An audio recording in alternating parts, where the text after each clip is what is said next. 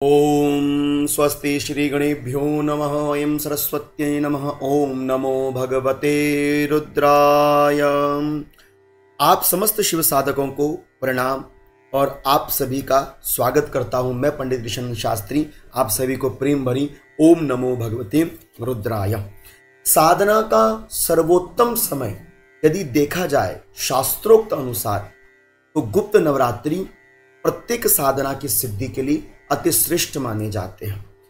हमारे सनातनीय धर्म में दो गुप्त नवरात्रि और दो प्रकट नवरात्रि आती हैं। गुप्त नवरात्रि मूलतः गुप्त साधनाओं के निमित्त किए जाते हैं। मंत्र साधना हो, तंत्र साधना हो, यंत्र साधना हो, अथवा किसी भी प्रकार की कोई वाक सिद्धि हो, अथवा किसी अन्य सिद्धि हेतु यदि आप कोई कार्य विशेष रूपेण करना चाहते हैं तो प्रत्येक सिद्धि को जागृत करने के लिए गुप्त नवरात्रि का अधिक प्रयोग हमारे शास्त्रकारों ने वर्णित किया हुआ है। माघ शुक्ल पक्ष में और आषाढ़ शुक्ल पक्ष में ये दो गुप्त नवरात्रि हमें प्राप्त होती हैं। तो इस वर्ष हमें आषाढ़ शुक्ल पक्ष में जो गुप्त नवरात्रि हो रही है प्राप्त, वह कब हो रही है तो आज किस वीडियो में जानने का प्रयास करते हैं। साथ ही साथ यह भी हम जानने का प्रयास करते हैं कि मूलतः मुख्यतः हमें गुप्त नवरात्रि में क्या क्या विशेष करना चाहिए।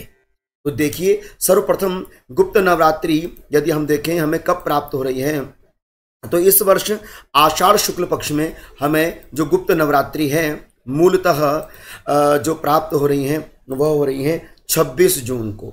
26 जून से हमें गुप्त नवरात्रि प्राप्त हो रही है और 26 जून से प्रारंभ होकर 4 जुलाई तक हमें गुप्त नवरात्रि प्राप्त होंगी। और इसी के अंतर्गत 26 जून दिन बृहस्पतिवार से आरुद्रा नक्षत्र से हमें गुप्त नवरात्रि प्राप्त हो रही है और 4 जून दिन शुक्रवार को गुप्त नवरात्रि समाप्त हो जाएंगी। अब गुप्त नवरात्रि तो हमें पता चला, लेकिन इस गुप्त नवरात्रि में विशेष हमें क्या क्या करना चाहिए, विशेष क्या क्या कार्य सिद्ध कर सकते हैं। तो गुप्त नवरात्रि में मूलतः दो कार्यों की सिद्धि विशेष रूपेण होती है, एक गुप्त साधना और दूसरा संपुट देवी पाठ का।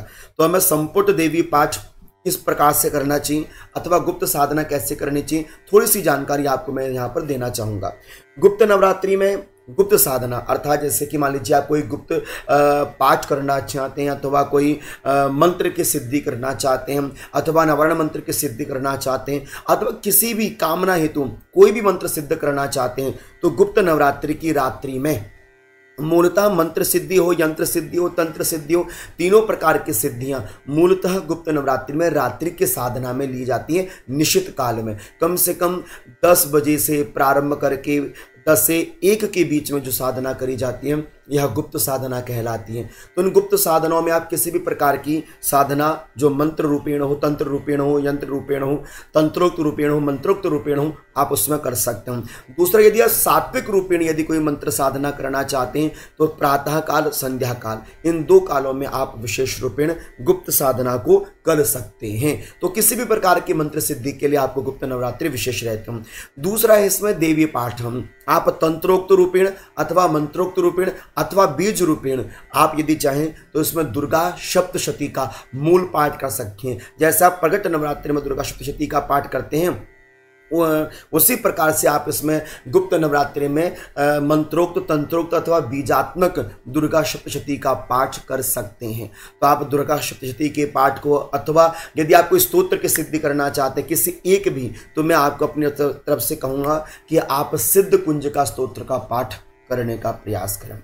सिद्धि के रूपेण में यदि सिद्ध कुंज का स्तोत्र पाठ गुप्त नवरात्रि में विशेष रूपेण किया जाए तो बहुत ही फलकारी और सिद्ध कार्य होता है। अथवा कोई भी स्तोत्र की यदि आप सिद्धि करना चाहते हैं तो आप नित्य गुप्त नवरात्रि में पाठ करना प्रारंभ कर सकते हैं। तो 9 दिनों में आप अपने पाठ को लेकर चल सकते हैं। अब इसमें और विशेष क्या कर सकते हैं, कलश की स्थापना यदि आप किसी विशेष रूपेण करना चाहते हैं तो कर सकते हैं, और यदि नहीं भी करना चाहते हैं मात्र केवल पाठ की सिद्धि करना चाहते हैं तो पाठ सिद्धि के लिए ही गुप्त नवरात्रि विशेष रूपेण माने जाते हैं।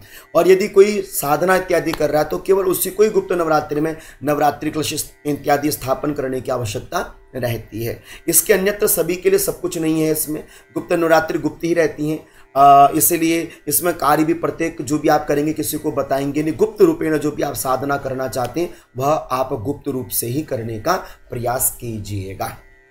तो आशा करता हूं कि जो जानकारी मैंने आपके समकक्ष रखी वो आपको अच्छी लगी होगी। यदि जानकारी अच्छी लगी है तो आगे अवश्य में वीडियो को शेयर करने का प्रयास कीजिएगा। तब तक आप सभी को प्रणाम। ओम नमो भगवते रुद्राय। ओम नमो भगवते रुद्राय।